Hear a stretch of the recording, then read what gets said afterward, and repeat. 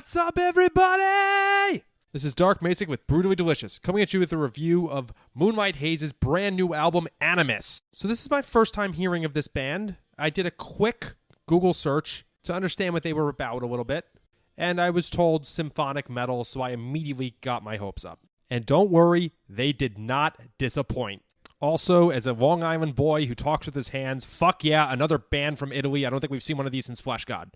From the get-go of the first track, there is a cool symphonic Nightwish-style opening. I'm sorry to resort to that comparison, but it's inevitable.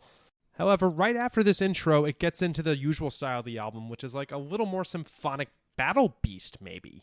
The music is really easy to follow. It's not pretentious in the slightest. It's kind of classic poppy songwriting, but with some orchestral enhancement. It's very accessible, but without losing the sophistication of symphonic metal as a whole.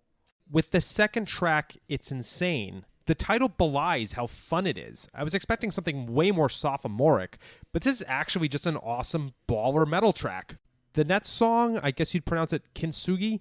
Great chorus. Really fun, clever songwriting without being pretentious. There's a track on here called Midnight Haze. Almost like a self-titled band track.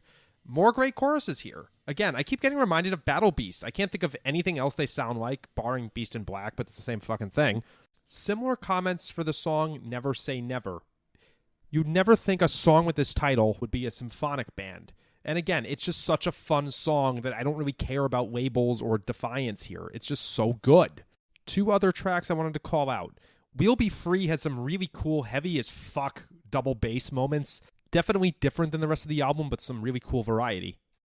The song A Ritual of Fire. This is definitely the best song on the album. I think it's weird that it's slotted so late without being the album closer.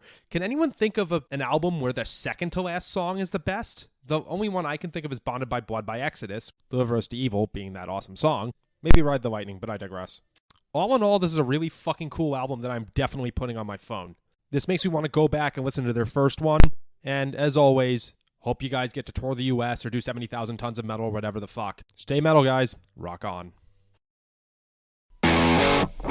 Ever wonder what a punch from Elton John feels like? Or how you'd cope with having turned down the chance to be in Nirvana? Or what signal Keith Richards gives when he wants you to get the hell out of his hotel room? Fans of Too Much Effing Perspective don't have to wonder, because they've heard these exact stories and a jillion others on our podcast. I'm Alex Hoffman, former tour manager for Radiohead. And I'm musician and comedy writer Alan Keller. On the TMEP show, we get guests like Nancy Wilson from Heart, Jeremiah Freites from the Lumineers, and Modern Family's Julie Bowen to tell us things they may have only shared with their therapist, clergy, or a TMZ stringer. So join us on Too Much Effing Perspective. That's EFFING Perspective. The only podcast you crank up to 11.